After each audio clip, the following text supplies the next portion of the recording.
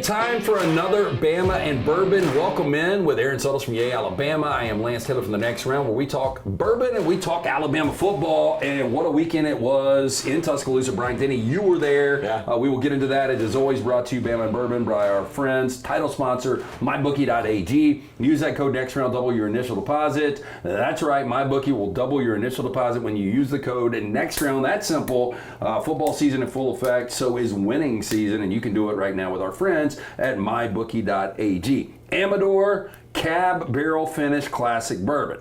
Now, the first thing you will tell me, if it's got cab and it's been mixed up, it's not really a bourbon, right? You know it. Yeah. With that said, a lot of these cask bourbons do have a really good flavor to them. Yeah. I had one that was a combination of Jim Beam with some Japanese wine company. It was pretty good. Have you ever had the Japanese whiskeys?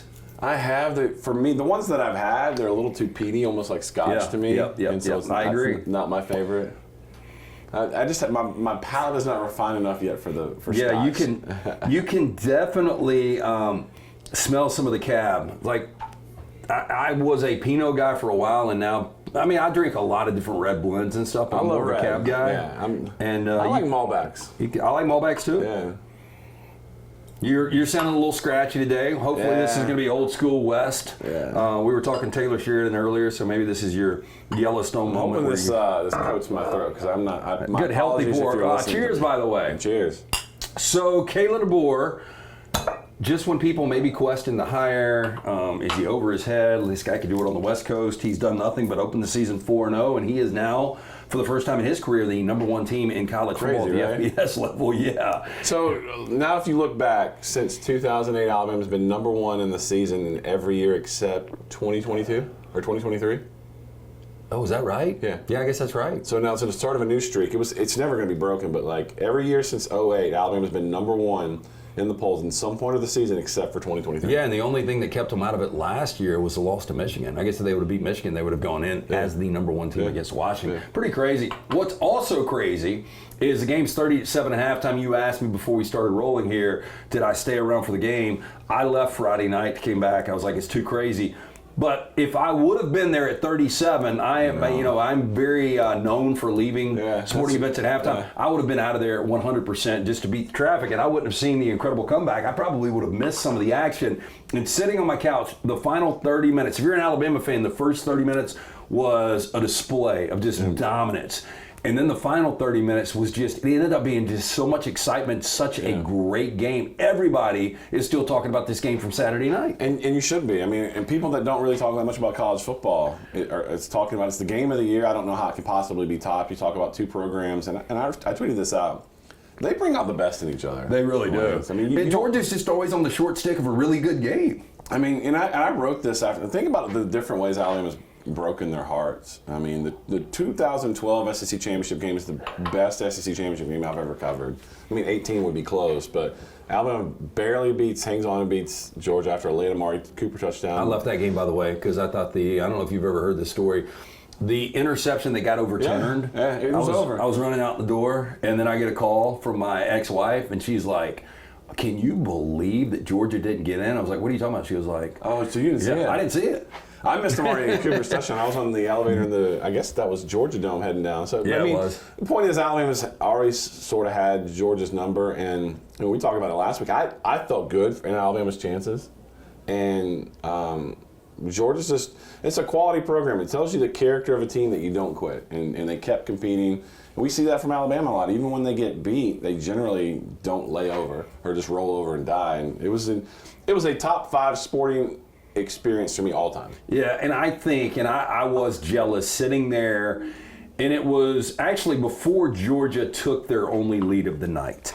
And just watching the crowd go crazy. Dixieland Delight, I was like, damn, I wish I was there. Like, that's just one of those things that you can't replicate. And Brian D, you're going to have one of these atmospheres every 2, 3, 4, 5 years. Yeah, you don't get them often because Alabama blows everybody out. Yeah. And I've seen Josh Pate talk about it on his show. I've seen Kirk Herbstreit tweet about it.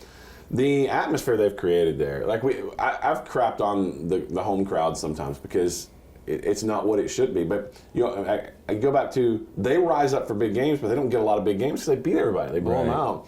They were underdogs, so the crowd was what it should be. The atmosphere is what it should be. And I know it's silly, and I know it's the bells and whistles, but the lights with the music and the crowd and being at night, it is.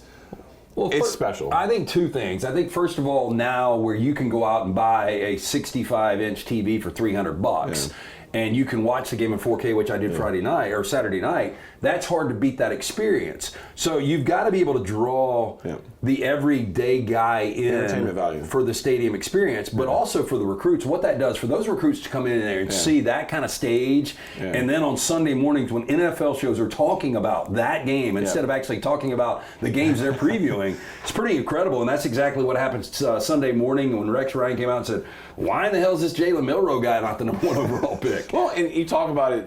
That's why you invest in that. I mean, the hundreds of thousands of dollars, millions, whatever, to put those lights in. You can't get that in television, watching it on television. Now, there are a lot of things you can't beat being at home. The short bathroom lines, the refrigerator that's right there, the comfort, the replays, all of that. But being there in that type of environment. And I told this, Norman Waldrop, great doctor over at Andrews. He and I are good friends. He did my ankle a few years ago. His son was on the sideline. He'll bring him to a couple of games, and he'll be like the ball boy.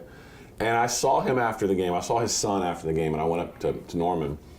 I said, "You can't buy what you just had, that experience you just had with your son, because that's a game we're going to be talking about for all time, and you got to share that with your son on the sideline. That's why you go to games. Yeah, because it's not the same watching. And that's one of those, like going to dinner last night with Jack. He was like, and that's all he was talking about, because he watched it with his grandfather and he watched it with his mom and his uncle. And he was like, that's the most incredible game I've ever seen. He's not a huge football guy. Yeah. So just to show you in the amount of people that watched the game we saw. Has the numbers come out yet? I think it was 14 million. It's crazy. Yeah. That's a big number. It's a massive number. Massive. Don't always trying to justify there are some other games that might be able to top that. I don't think there will be, but Alabama Tennessee is one of those games, but it's on the same day as Texas and Georgia. And you can't script a comeback like that, and you can't script an ending like that. And that's what you want is, late drama in the fourth quarter to really keep those eyeballs, and it's exactly what you got. Before we get deeper on this, because there's a million different ways to take it, it's Bama and Bourbon right here on Roll Tide Pods. Like, subscribe, share. Yay, Alabama, the collective. Yeah. You guys pitch in for the lights too, right? We're pitching in for everything. Listen, Alabama needs all the help that it can get in the current environment of college football. Because listen, I'm going to tell you a little behind-the-scenes stuff that you already know. You want to keep Ryan Williams? I'm just going to lay it out there. Ohio State's going to come after him. Texas is going to come after him. I'm not accusing them of tampering, by the way. I'm just saying the reality. Look, Caleb Downs, and I brought this up, and I know where you're heading there. Caleb Downs, arguably the best player on Alabama's roster last year as a true freshman. Milroe's been incredible. Yeah. But Ryan Williams, you can at least make the argument there. And somebody brought up a $1.5 million number on the show today. I think that kid is worth $3 million. If you get him 2 more years at $3 million, that's a value. So yes, you have to find a way to keep this guy. And I want to be abundantly clear. I'm not saying that Texas and or Ohio State have made contact. They have not, to my knowledge. And I'm not accusing them. I'm just saying. But I would, wouldn't you? The reality of college football, it'd be a dereliction of duty if you didn't kick the tires on Ryan Williams, who's 17 years old, as we all know. He's got 2 years left. Incredible personality, great smile. He added 200,000 to 300,000 Instagram followers in one night. He's got Chris Paul talking about him in the NBA. He's got Serena Williams talking about him. He's got just an effervescent personality. He's got a podcast that's doing really well. Absolutely, you got to kick the tires on Ryan Williams. Good thing is the kid loves Alabama, and we're going to do everything we can at Yay Alabama to keep it that way. You ever go to one of these restaurants, and we're originating from Birmingham, wherever you're watching us, and you're like, damn, I had never heard of this place. It's really good. And I think that's Ryan Williams to a degree with like your marginal college football fan. Like, one of my best friends, he played college football. He was over on Saturday. He's a big Tennessee guy. And we're watching the game. He really didn't know who Ryan Williams was. Everybody does now. Yeah, and that's what I was going to say. Like on the first amazing play was the tip and the control and being able to pull that in. He was like, who is it? And I was like, he's 17. He's like, he ain't 17 with those ball skills. Yeah. And then the final play, which is one of the more electrifying plays you will see in the history of Alabama football. It really was. It's incredible. I almost get chills talking about that play because when Georgia takes the lead, I was like, the game's not over, but feel like Georgia. I was on the sidelines. It felt over. And then for Sheridan and DeBoer to dial that up on the first play to completely flip it back. And I've heard from a lot of people, and you've been to a lot of games there, the loudest moment in Bryant-Denny history? It's got to be. There are a couple that come to mind. Prothero's touchdown against Florida in 05. I mean, even though they lose the 07 LSU game when Javier Arenas returns that punt late to go up 7 against what will eventually be the national champion LSU, was an incredible pop. But that, and I wish everyone could have been on the sideline and experienced it. And we will never be able to properly do justice to that play that Ryan Williams made. And just go in your backyard, and I want you to run as fast as you can and jump. Reach across your body with both hands, and as soon as you land, spin. If you're over 30, don't do it. No, don't blow your knee out. But I say that, and I think I've talked about this on the show before, and I'm telling everyone, he's got the best hips I've ever seen in a football player. Like if he didn't have ball skills, he'd be a first-round NFL corner. It's the hips, and it's the balance. Everybody talks about the speed. Speed's tremendous. There are a lot of guys that run fast in football. A lot of guys that run fast. It's the balance, which is how you're able to run full speed, tip the ball to yourself, and not fall down and still catch it. And still make moves, and to catch the ball, and then to spin again, and then to give the defender a little shoulder wiggle, and then hit full speed. It's There's I don't know that I've ever seen anything like There's not a weakness. It wouldn't be fair if the guy was 6'2", but we had Chris Doring on, former All-SEC wide receiver at Florida, a guy that played for a national championship, a guy that played in the league for a long time. And he said kind of the same thing and a little bit different though. He was like, you typically see speed guys, but they can't track the ball. He was like, his ability, not only with the body control, but his ability to track the ball. But this is one of those plays when he gets drafted, and by the way, that will not be until 2027. And I was talking to a scout, said he would go in the first round this year. Yeah, well, I was talking to Joel Klatt, and I brought it up. I was like, he could play next Sunday, right? He was like, oh, absolutely, at 17. But this will be one of those highlights that you see in 2027 when he's getting drafted in the top 5, top 10 if he stays healthy, whatever that is. And they're going to be seeing that play on the Jumbotron and Bryant-Denny for 20 years. It's just incredible. Okay, it's Bama and Bourbon. It's brought to you by our friends, Beverage Place Pink Package, both located right up for Highway 280, one-stop shops, liquor, beer, seltzers, wines, sodas, cigars, mixers, icing, fresh lemons and limes. They open early, they close late. Get in and see JJ Chan. They provide all of our bourbon. The Amador is what we're drinking. Amador Whiskey Company, they partner with the finest distillers to create small batch luxury whiskeys sourced from the pedigreed Willett family distillery in Bardstown. Are you familiar? I'm familiar with Bardstown. I've got a couple Willets in my collection. Aged in new charred American oak barrels 3 months, then finished in former wine barrels for another 9 to 12 months. Mash bill consists 72% corn, 13 rye, 15 barley, finished in the Napa Cellars Cabernet barrels, bottled at 90 proof. I think it's got a really good flavor. It's unique, but this is, like, for a bourbon enthusiast, I guess it kind of depends on what you want. Yeah, the good thing about it is to diversify your collection so you can have different flavor profiles, and this is what this does. Okay, I did want to point out one of the negatives with Alabama. I got a negative, but I want to hear yours first. My negative is only 41 points. That's a season low. That is a career Alabama low output for Kalen DeBoer and Nick Sheridan's offense. Against Georgia, which, crazy? By the way, had not allowed a touchdown all season. When I came across 41 is the lowest point output of Alabama, I'm like, are you Is that serious? kidding? Is that real? That is real. That is real. And, everybody's talking about a letdown. They got 41 versus South Florida? I guess they did. Yeah, because they scored 28 in the final, 3 minutes. People are talking about a letdown possibly in Nashville. Vanderbilt's improved. Diego Pavia is a really good quarterback. I don't see a letdown. I just don't see Vanderbilt defense like that being able to even keep up with Alabama at 80%. I mean, the recipe is there for a letdown, but let's be honest. That stadium's still under construction. Right? Yeah, so of course. It seats 29, 30,000 maybe right now. 85% is going to be Alabama fans. So, and that's turned into a good trip coming off this win. Yeah, Nashville's a great town. I mean, a game you don't have to sweat. You can go up there and have a lot of fun. Other than the infrastructure of Nashville, which is a pain to get around because every white girl in America has moved there. They have. It's a great town. Listen, I'll point out. I don't want to say negative because I don't want that connotation. I will point out a trouble area that I've noticed. I'm interested because I said this if I earlier ask on the you show. combine, we've talked about. I don't know that they are, but I think it's up for debate. If you put Jam Miller and Justice Haynes as the best, where they would rank in terms of the best individual talent in college football, they'd be up there. How many times do you think they run the ball a game combined? Oh, I would say right now they're averaging 26 carries combined. Yeah. They're averaging per game, 4 games in, less than 15 touches a game. Combined? Combined. Justice Haynes is averaging less than 6 carries a game. I said this in 2022, 2023 SEC Media Days in Nashville. Like, if Jaden Daniels leads LSU again in rushing, I think it's a problem. He ended up winning the Heisman Trophy. Yeah. Right now, Jalen Milroe is leading this team in rushing, but I don't think you can take away anything that he's doing. Like, no, I think that has something to do with it, maybe. Well, here we are. They're averaging, I looked it up, Alabama's averaging about 63, 64 plays a game. Their running backs are getting the ball less than 15 times a game. They've combined touched it 59 times in 4 games. Jalen Milroe, which I think college football counts sacks. You have sold me, though. I know in DraftKings that I am playing, because I think Justice is great. I'm more Jam Miller. I'm playing Jam Miller in fantasy this week. On third down for possession. But is this not the typical game that they go and they run it 40 times? Because listen, they're trying to get to the show, man. They're trying to get to the league. And Justice Haynes is one of the best backs in the country. He's touching it less than 6 times a game in terms of running the ball. Jalen Milroe, if you count sacks, is rushed it 52 times. Now, some of that is sacks. 52 times. They've combined rushed it 59 times. So, and you start thinking about what that game played out. You don't want to take anything away from, you don't want to take any opportunities and take the ball out of Jalen Milroe's hand.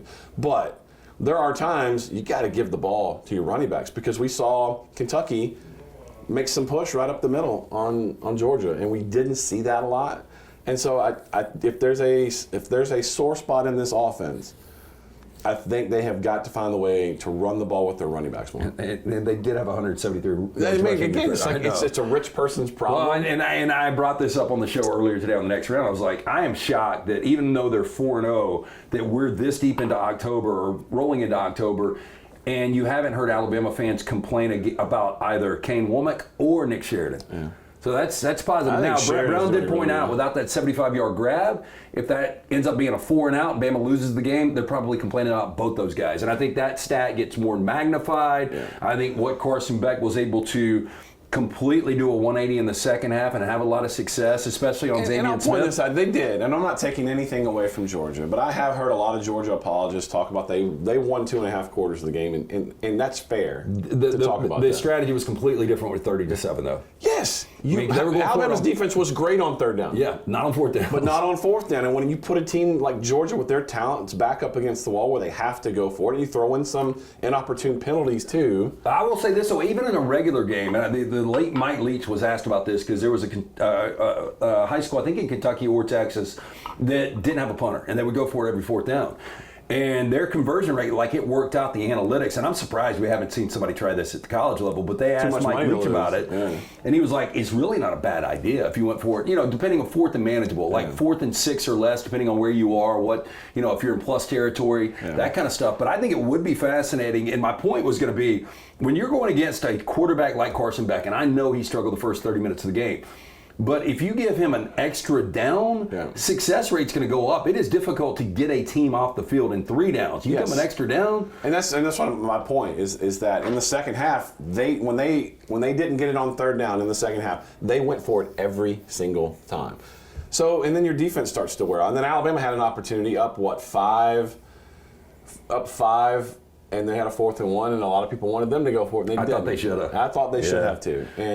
But look, Georgia's a good team. I'm not taking anything away from them, but the fact that they had to go for every 4th down changed the way that game played out. I'll tell you, the thing that was the most impressive for me, and a lot of this is because of who Jalen Milroe has become as a player, but Georgia's 0 sacks. And we've talked about this offensive line. Once it got whole, and we really haven't. They haven't had to lean on Jam and Justice.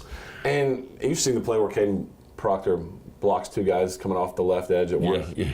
And I think Jalen's first touchdown run, and it was a quarterback sweep to the left. He's got Tyler Booker out in front of him, and there's no one to block. So, and I saw a stat before we started filming today. Parker Burlesford, 0 quarterback pressures he's allowed. So, and that was a guy that, how's he going to hold up in the SEC? They're bigger, they're faster, they're stronger. He's a lightweight center. He's doing pretty well. Yeah, look, I know you watch offensive line play a lot. I'm more of those following the ball. And these are guys that don't get any credit, but it's much like good officiating. If you're not talking about an offensive line, they're playing their asses off. And that's exactly what you had Saturday night. We talked about everything but the offensive line. And back to Zaven Smith, he was getting picked on against a guy, whether he's 1st or 5th, he is going to go in the top 5 in this NFL draft. But for him to be able to come back and seal the game. Mentally. Yeah. What do you think about that? Mentally, they know. What they did is they told everyone, the 14 million watching on television, the 101,000 people in the stadium, they told everyone that's the weakest defender on the field. Did it remind you of somebody you used to pick on number 2 back in the day? Yeah. And number 2 turned it around quickly. Zaven Smith's going to be a star. How could you not? And to have, and Kirk Herbstreit did such a great job in pointing away. And I'd love to know, and I'd love to get Gary Danielson and Brad Nessler off the record. Like, now, did you really enjoy USC and Wisconsin in the middle of the day? I was going to say that because my buddy that was over, he's like, "Oh my God, these guys are on US," and I was like, "And they were on USC Michigan, which wasn't a bad game last week, but like they have been thrown into another galaxy." But put that atmosphere up, and then it's like, what have we done? But I would have, for him to respond that way. But Kirk Herbstreit does a great job if you watch the broadcast of the second. There was the last 3 plays of the game. 2 of the 3 they went at Zaven. The first one, he's playing the man. Probably, if it goes any other way, might have gotten a pass interference call. He knocks the ball away. And then Carson Beck hits, they get down to the 20 on Alabama's offsides, and then it's 1st and 10 from the 20, and they go at Zaven again. This time he backs up to give himself enough cushion because he knew they were going at him. And he could play the ball. And he played the ball. It was almost like Mike Bobo continuing to go to that. You remember the South Carolina game where they kept? Who was the? Ashon Jeffrey. Right? Yeah, but who was the defensive back? Was it Drake Kirkpatrick? No, it was Marquise Johnson. Okay. They kept going at Marquise Johnson, throwing the fade to Alshon Jeffrey, and Marquise stood up, and every time they knocked that ball down. So it was a lot of that, but like the confidence you get from that—that's a lonely spot, man. Everyone knows they're coming at you. I did think it got lazy, though. Look, it was working, so if you're Mike Bobo... But Alabama couldn't stop the slant. I thought they were too greedy. Well, and I thought Beck, like, the confidence went from night and day from the first half to the second half. And even if... I would have tried to milk the clock more and tried to get it, because even if they score, there's what? Too much time. There's too much time to go down and get a field goal, which, by the way, Alabama field goal kickers only attempted 2 all year. Is that right? Yeah, that's right.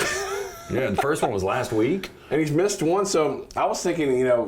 On that last drive, I'm like, how much confidence do you have this guy to kick a game? I do wonder if you went back how differently that would be played. By the way, I didn't know Mike Bobo had a kid on the roster that's a center. Like, you normally don't see quarterbacks that have an offensive lineman, but we saw it with T-Bob Hebert coming from Bobby Hebert. So. Yeah, but listen, I know a lot of people were Kane Womack was getting on that defense late, but I thought he did a great job of confusing Carson Beck in the first half. Dude. The exotic blitzes they had. Outside of this final 30 minutes, Kane Womack is, and he probably still is in the mix, a Broyles Award finalist. Yeah, I mean, it was impressive because you could tell Georgia had no clue what Alabama was doing. Bama and Bourbon always brought to you by our friends MyBookie.ag. Use that code next round, double the initial deposit. That's right, MyBookie will double your initial deposit when you use the code next round.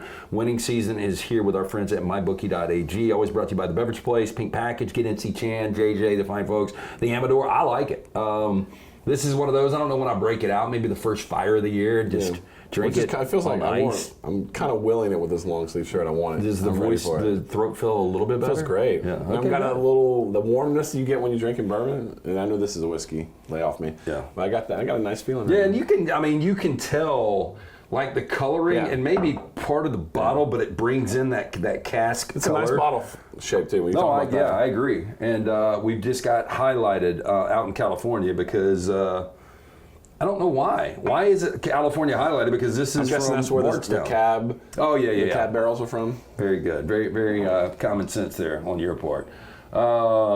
Yes, Napa Valley's the wine barrels. So I do like where they have the case number, the batch number, the date it was bottled. So you'll appreciate this. We're in the process of I'm wanting to do some home projects I've been putting off. We've been in our house 3 or 4 years now. I'm like, by the way, they're expensive. I'm putting in a built-in cabinet in my living room. You don't have to tell me. How much do you think a built-in cabinet? Now I have a big living room. Well, so I just got kitchen redone, floors, all this kind of stuff. So yeah, and by the way, the kitchen new pantry doesn't have the cabinets in it yet. So we priced the built-in for the living room, which is going to be sort of the theme was a bourbon locker. We had a design. Is Stephanie big on that? Yeah, she's cool with it. Well, I think it just looks awesome, And so we did that, and then I'm like, okay, rip the wire shelving out, because we have a nice house. I'm like, this is a custom house. Let's rip the wire shelving out of the pantry. Just our first 4 quotes for just the living room built-in was $25,000. Yeah. For a cabinet in your living room. Yeah. So I found a guy that's doing it much cheaper. But so I was the point of that is we have an appraisal because we're getting a HELOC on our house. So I've had to straighten up my basement a little bit, which is where everything goes to die. Like, you just throw it. You don't use it right now, put it in the basement. I started organizing my bourbon collection.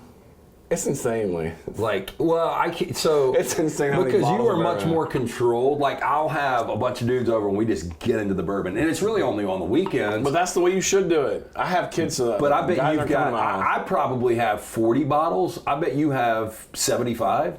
I bet you I have over 100. Yeah. I've got 40 randos. But if you look back here, I showed somebody, I had a client come up here.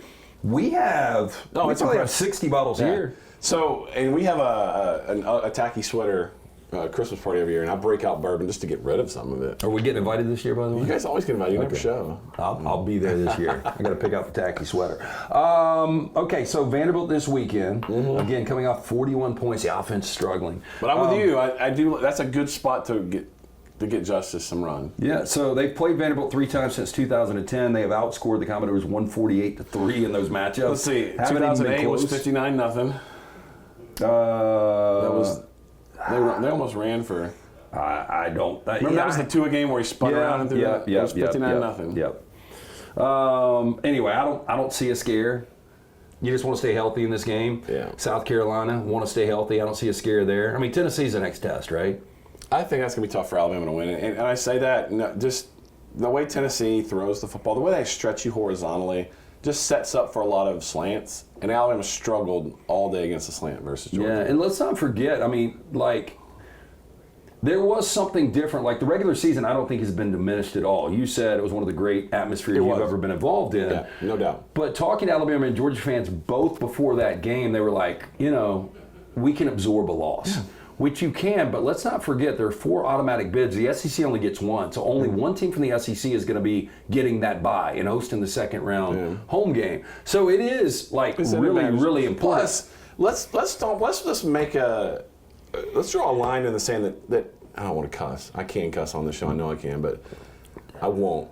Freaking conference championships should matter. Winning the SEC should be a big effing deal. But they don't. And I hate the fact that it's gone away. The fact that 2018 and 2016 Alabama won the SEC and didn't win the national championship, it's like the seasons fell. Yeah, I get it. Okay, but I do think once you're in that game, I think it means a big deal. But you won the conference championship, and Alabama's got more of those than anybody else. It should be a big effing deal. I know, but it's almost like what you get with basketball. How many people remember who that wins sucks. the tournament national? Winning the SEC, you got Texas, you got Ole Miss, you got Tennessee, Georgia. Winning the SEC's freaking hard, and it should be celebrated. And I hate the fact that we're like, it's not even really a consolation prize. Hey, shout out to Deontay Lawson, 10 tackles again. Shout out to Alabama's defense, 3 of 15 for Georgia. How about Hyde, interception. Yep. And by the way, if Alabama doesn't get unlucky with the tip ball off of Dupree going for interception, they might have run Georgia. Oh, yeah. And I think that's what Alabama fans wanted, but I think they'll take the victory. Yeah. Bama and Bourbon always brought to you by Beverage Place Pink Package right there on Highway 280. Again, get in, see Chan, Jen,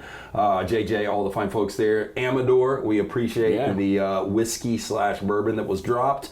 And once again, Yay Alabama, the collective, how can people get involved? Yay-alabama.com. We had our best tailgate to date on Saturday. The basketball team showed up. Everyone's taking a picture with Cliff and Mark Sears. So that's the kind of experiences you get. We got to raise the banner where Alabama's going to unveil the Final Four banner. That's coming up not this week, but before the South Carolina game on Friday night. So tickets are still available if you want to go watch that. Watch history. Go up in Coleman Coliseum. Those are the kind of experiences you can get at Yay Alabama. So it's not just, yes, we're asking you for money.